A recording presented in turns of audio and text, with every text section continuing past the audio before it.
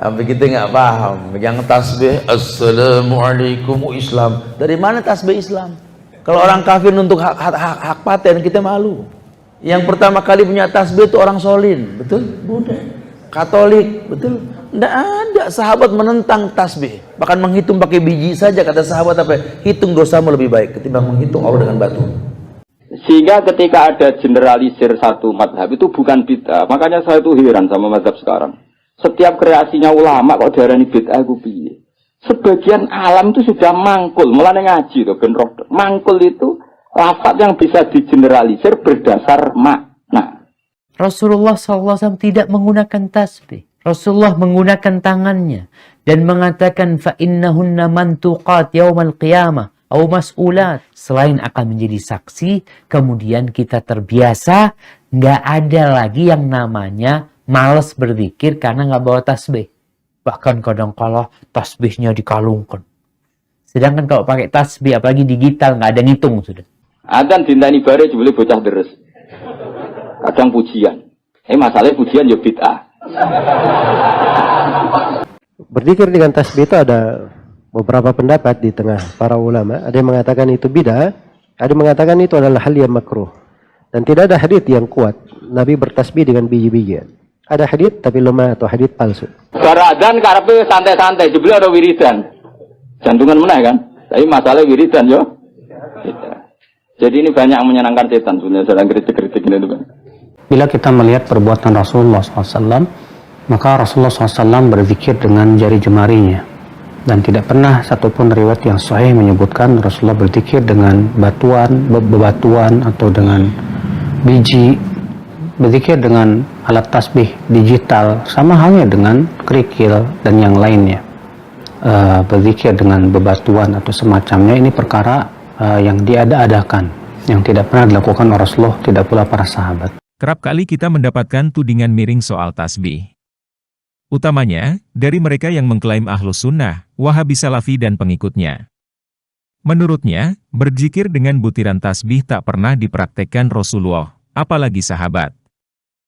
Tasbih, atau yang dalam bahasa Arab disebut dengan nama subhah, adalah bola-bola kecil yang dirangkai dalam sebuah buliran untuk menghitung jumlah banyaknya zikir yang diucapkan oleh seseorang dengan lidah atau dengan hati.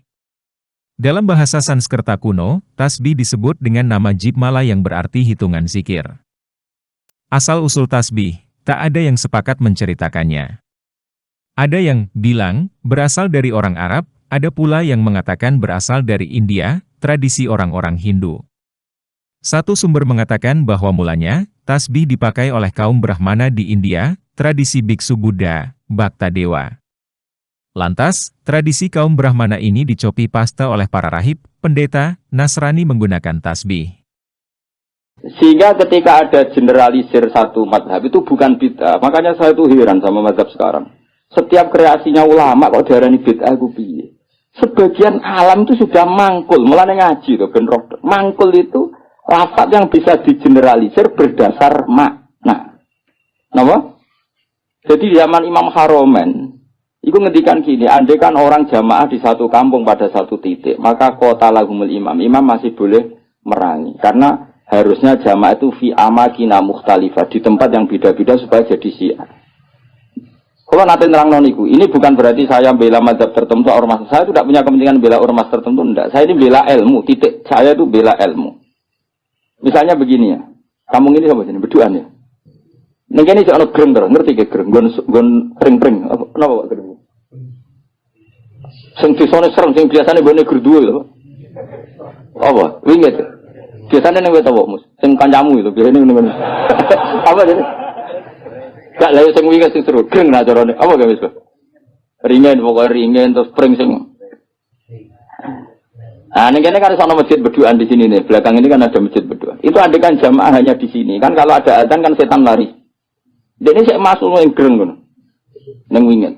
Tapi nang kono dipasang musola, neng pojok-pojok pasang musola, Melayu bingung. Karena apa? Di mana-mana ada adzan. Tapi nak neng masjid tok sitok kan adzan kan gampang kelari sana dulu gitu. Nanti kembali. Maka setan-setan di daerah pesantren itu saya yakin wis setruk karena lari kemana-mana. Lari kemana-mana tuh diadang apa? Adzan. Adzan dintani bare jebule bocah deres. Kadang pujian. Masalahnya pujian ya bid'ah. Baradzan karepe santai-santai jebule ada wiridan. Jantungan meneh kan. Tapi masalah wiridan yo. Bid'ah. Jadi ini banyak yang menyenangkan setan sebenarnya sedang kritik-kritik ini Pak. Semuanya ini terjadi pada zaman pra-Islam. Berzikir, ingat, juga kepada Allah Subhanahu wa Ta'ala adalah anjuran, perintah dalam Islam. Bahkan zikir merupakan salah satu bentuk peribadatan untuk takarrub kepada Allah Subhanahu wa Ta'ala. Perintah zikir bersifat umum, tanpa dibatasi dengan dan oleh jumlah dan waktu.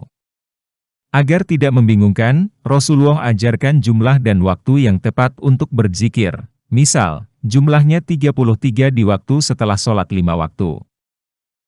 Rasulullah Shallallahu Alaihi Wasallam menyarankan para sahabatnya agar menghitung jumlah zikir dengan jemari. Tetapi, bukan berarti pula saran Rasulullah tersebut merupakan larangan untuk berzikir dengan cara lain seperti dengan tasbih dan lainnya. Untuk mengharamkan atau memungkarkan suatu amalan haruslah mendatangkan nas yang khusus tentang itu, tidak seenaknya sendiri saja. Hadits Syofiyah, saat Rasul melihat Syofiyah menggunakan biji kurma untuk menghitung zikirnya, beliau Rasulullah Shallallahu Alaihi Wasallam tidak melarangnya atau tidak mengatakan bahwa dia harus berzikir dengan jari-jarinya. Mengapa Rasul tidak menyuruh Syofiyah membuang biji-biji kurma itu? Malah beliau Rasulullah Shallallahu Alaihi Wasallam berkata kepada Syofiyah, engkau dapat berzikir lebih banyak dari itu. Jadi makanya ingat ya, sebagian ilmu itu mangkul. Mangkul itu ya tadi sumya masjidan mergo mahallus sujud, sumya musolan mergo tempat sholat. Jadi sebenarnya nama-nama ini normal saja, tidak perlu dikritik. Nah kecuali musola yang berdirinya sudah nuruti nafsu. Mau dikiai ini wong liya terus gawe musola dewi, lah itu nafsu. Tapi kalau berdasar kebutuhan, karena tadi laisali alimin ayuqallida aliman akhor. Memang antar orang alim kalau ketemu satu majelis itu mesti sensitif. Itu sudah sunnatullah apa? Lu sunnatullah. Jadi misalnya ono mursyid mulang ning masjid, saking tawaduk saya ikut. Sebenarnya saya ingin ikut, secara nurani saya ingin ikut. Tapi kan di saat mursyid gak bebas ya. Waduh nugus banget. Oh mesti meriang, mesti tak jamin. Wah ini orang urusan sombong-sombongan. Loh, saya pernah, karena ini bukan sombong. Pernah di Masjid Jamek Tuban itu ada acara. Yang isi kebetulan teman saya zaman sekolah di Sarang. Itu saya pas itu yang main saja sama anak saya. Karena saya sering dolanan di Tuban. Main keluarga bapak saya di Tuban. Keluar ketemu saya salaman. Loh, kene wis suwi. Wes, innalillah musibah. Innalillah musibah. Ya ngrungokno ngajiku. Gak aku meneh. Seneng, alhamdulillah. Terus, tapi sebagian waduh. Jadi sebenarnya saya ingin tawaduk. Aku berkali-kali saya ingin tawaduk. Sebenarnya saya ingin ngaji. Kalau ada kiai yang mau saya masih ingin ngaji. Tapi sing wani sopo itu. Akhirnya mengaji Mbak Bamun, Mbak Bapak karena itu yang berani. Saya masih sering datang ke kiai konsultasi, masih sering sampai sekarang. Masih sering ditimbali, dijak ngaji masih sering. Tapi masalahnya hanya Mbah Mun sekarang, Bapak sudah meninggal. Tapi kalau ada kiai pesaing, saya harus siap. Saya datang. Tidak mau salah, tak lawan. Tak anggap hoax. Oh, tak lawan ya. Tak tahu kok jenengan hafal Quran pinten. Tolong jus, aku tolong pulang. Lereni. Misalnya mulang isya, nanti khatam pinten. Dari nanti khatam, aku tahu khatam. Oh, gantian tak ulang betul tetap. Karena ini agak profesional, enggak profesional. Goblok sih mulang wong alim ini enggak. Itu salah dalam hukum manapun. Tapi jangan kira saya ada ingin ngaji, ingin. Makanya saya sering makmum di mana-mana. Karena saya ngaji sama orang lain tidak mungkin, mesti mereka sungkan. Maka tawaduk saya tak wujudkan saya jadi makmum. Di mana-mana saya sholat itu makmum. Wiling-wilingan bahwa saya siap ikut orang mukmin. Kan sholat lebih ringan kan, lebih gampang. Karena kalau merasa mulai isya, balai isya tak balik ngaji. Enggak ngarep aku tak jamin. Orang mau pertama itu salah. Qolal Ghazali itu salah. Sing cara aku sebenarnya Qolal Ghazali itu. Kayak gue nisbat itu nak rupa ya. Qolal Bukhari itu bener buatan Qolal Bukhari. Semprit terus. Kenapa? Semprit daripada mari fitnah tidak usah ngaji. Tapi yang saya itu bukan karena keangkuhan. Anda tidak ingin ganggu orang. Nah, nggak ingin. Banyak tonggo-tonggo Gus, nah kan sering ada pengajian di daerah saya. Itu saya jarang, pasti diundang saya itu kiai, tapi saya nggak pernah datang. Itu jangan kira saya sombong, mubaleknya sebelum acara itu datang ke saya, Gus tenan sud kocak. Sing sowan mubaleke. Berarti sahibul bait ngundang, tapi mubaleke sowan. Dan itu mesti pesen Gus tenan sud kok.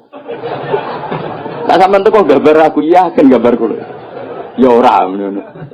Nek tak pidatokno kan buka jenengan terus ora jenengan terus piye. Kena lho kesau ben iso mlebu iya.